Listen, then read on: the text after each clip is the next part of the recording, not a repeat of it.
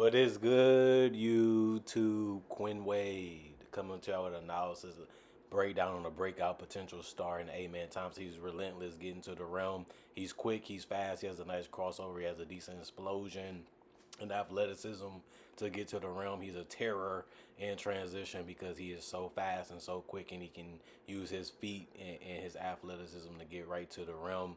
He can also explode and just beat everybody down the court, especially if they don't catch him early. And even if you do, you got good footwork with the Euro step and the good body control to be able to finish at the rim, whether it's with a dunk or a layup.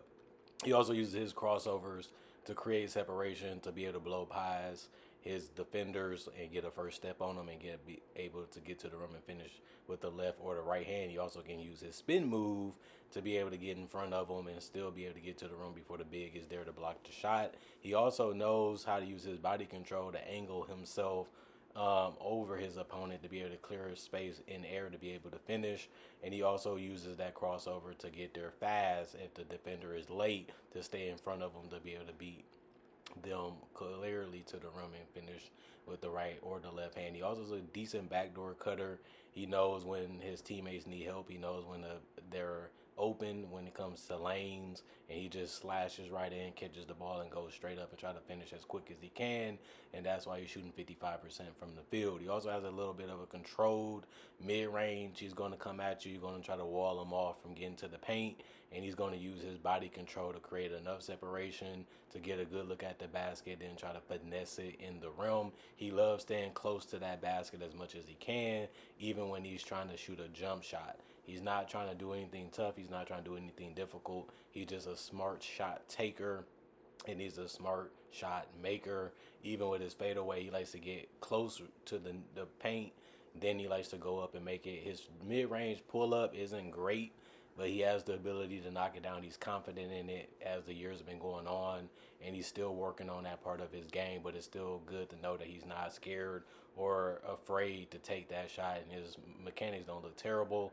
He's also working on his ability to be a spot-up shooter. They're going to give him that shot. They're going to let him take it, but he still has to show that he's going to be able to make it. He's averaging about 2 rebounds plus per game when it comes to offensive. He can get the ball because he's wanting the ball more.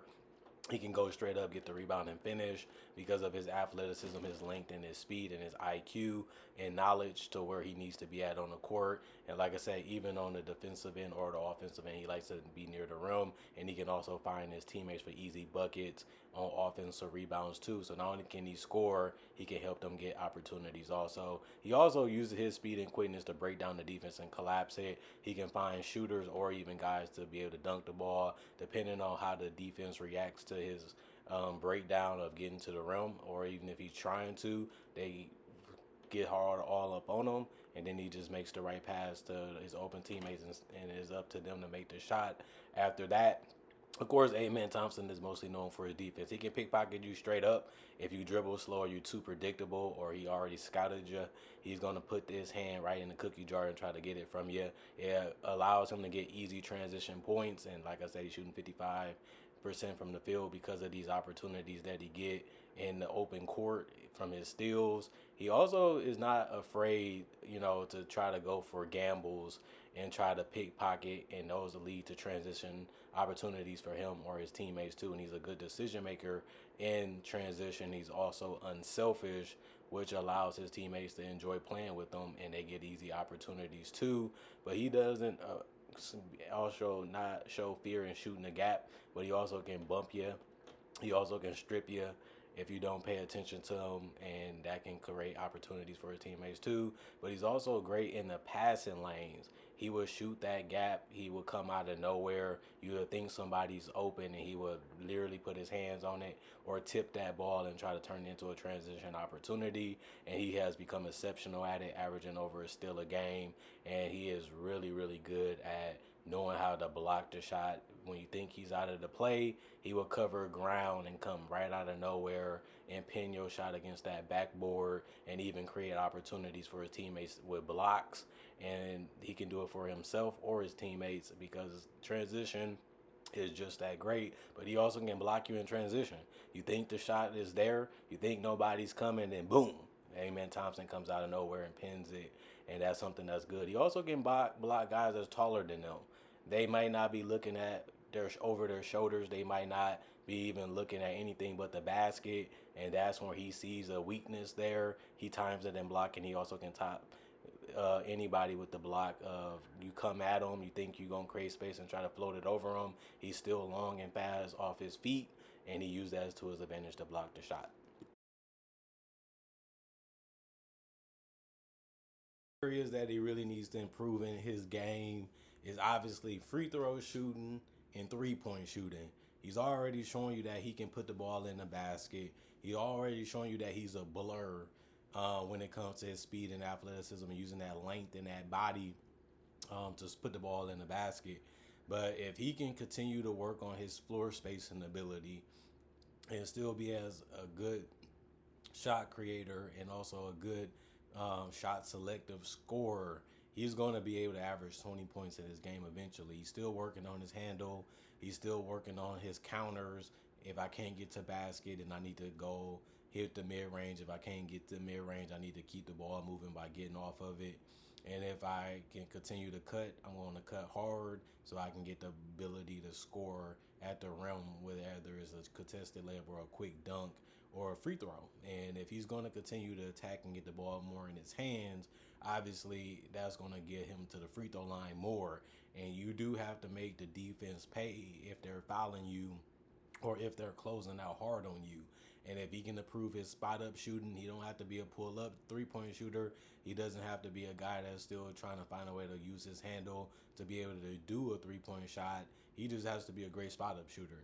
If somebody leaves you open or somebody's double team or they sagging off you, just set your feet, get in rhythm, shoot the three comfortably and confidently and knock it down. If he does those simple things, that's 3, the 5, the 6, the 8 points, including transition, including offensive rebounds, including cuts to the basket, and including just being on switches where you can just score on smaller defenders that ain't strong enough or tall enough to affect your shot. And then if they can't guard you, you get a bucket or you get to the free throw line. So those are the things that he has to do. Is just simple, small corrections, simple, small changes. Like I said, he's really, really below average from 3, but he showed improvement in his second year. He took more of them, and he made them at a better percentage. That's the improvement that you want to see if you're thinking this guy can be a better player. And then he shot about the same from the free throw line, but he did take more, and that's the improvement. That's what you want to see, especially because they trusted him to make more plays, and they trusted him to do more things. This man can get a triple-double easy. He's averaging 14 and 8. Playing alongside a good rebounder right now, and he might do that for the rest of his career. And on top of that, he's a good playmaker. He can see over the top of the defense because he's tall. He doesn't rush. He doesn't force things. He slows down and try to make the correct reads, even if it's cutting for somebody cutting to the paint, even if it's somebody in transition, even if it's just kicking it out to a 3-point shooter, whether they shoot it or not. He's showing you that he's a team player, and that's something that you always want to see. But the average 3.8 assists, and you're not even starting majority of the season. He started only 42 games last year, and he only played 69 of them. And he showed that he can be a decent decision maker given the opportunity and the chance. And that's why they said, you know what? We thought the guy was going to be good. That's why we drafted him 4th overall. And now we getting to see all the development, all the work he's been putting in translate on the NBA level. And now we want to trust him more, and now we want to use him more. And then the numbers was there. He showed so much growth and so much improvement on both sides of the court that now we looking at it like, why can't Amen Thompson break out and be an all-star in this league? If your defense and your rebounding is that good, especially when you're averaging 5.4 defensive rebounds last year, you want to close out the possession. If you can get a stop, you got to rebound that ball to get transition. You got to rebound that ball so you can have an opportunity to score on your opponent, even if it's in the half court. That's just basketball fundamentals, and he has that figured out. But you have to like the fact that he fights for the offensive rebounds. Everybody's trying to box out. Everybody's not where they need to be, and he just comes in and just jumps. And he just comes in and just finds a way to move and sway his way into the paint and grab him. And those are valuable possessions that you get back, whether if you score or not, because that's the point of you having teammates. So I'm loving his development. I'm loving his game. He did average more turnovers because he's still trying to figure out his teammates. He's still trying to figure out his role. He's still trying to figure out his place in this league. And he's only been in the league for 2 years. He's only 22. So for him to already show as much improvement as he did last season, it just makes you more and more excited for him as a player. And he did shoot 49% from the field in the playoffs. He did average 15 points, 7 rebounds in the playoffs. He also averaged 3.3 assists and 1.7 steals. He only averaged 0.9 blocks. Obviously, some guys are more smarter and coaches are smarter in the playoffs than what they are in the regular season. They care more. But he ended the season decently. He showed that he is a legitimate player in this league. He is a legitimate starter. And those are things that we thought that he would be in the draft. And those are things that he's been living up to so far in the NBA. Stay healthy. Keep your mind right. Continue to grind. Continue to work hard. And continue to improve. And continue to look at your game and say, I need to add this. I need to add that. Let me work on this. Let me work on that. I perfected this. I need to perfect that. And that's the mentality of how to be great. You got this far because of your work ethic. You got this far because of your effort and energy that you play on both ends of the court. Why change that? You're a hustle player. You're a workhorse. Those are the players that last long in this league if they stay healthy. And those are the players that usually become the best ones in this league. And you have everything intangible wise. You have everything mentality wise. Now you just got to continue to figure out the game. Now you got to make it be a little bit more slower, understanding how to read the game so that way you can score the ball in a variety of different ways. And don't rush it because you want to perfect it. So take your time, keep your grind going as best as you can. Comment, like, subscribe, share, hit the notification bell for more analysis. And if you're new to the channel, I do conversation videos just like this about various NBA only topics. I also do breakdowns with real footage of legends, current legends, rookies, and also future stars. And I also do mock draft and draft coverage. So you love that type of content, you can't get enough of it. I got over 3,000 plus videos already on my channel that you can watch, and it's all for free. And on top of that, I do videos each and every day and look at this as a form of entertainment. If you love basketball and you love NBA content, this is definitely the channel for you, especially if you're watching it for the first time. You will be sold on it. Usually it goes that way for this channel. Other than that, thanks for watching. Thanks for making time for me. Hope you guys support the channel like y'all been doing in the past for the subscribers. Hope y'all support me in the present and continue to support me in the future. All I can say is thank y'all for appreciating the content for what it is, continuing to come back, continue to make time for me, and continue to make sure you know that you want to see your boy Quinn and what he has to say about the game of basketball, because that's the whole purpose of this channel and why it was started, and that's the reason why it's been around for 10 plus years. Thanks for the love. Thanks for everything you guys have given me over the last 10 plus years I've been doing on this channel so well, and I just hope it continues as much as it can. All I can say is thank y'all.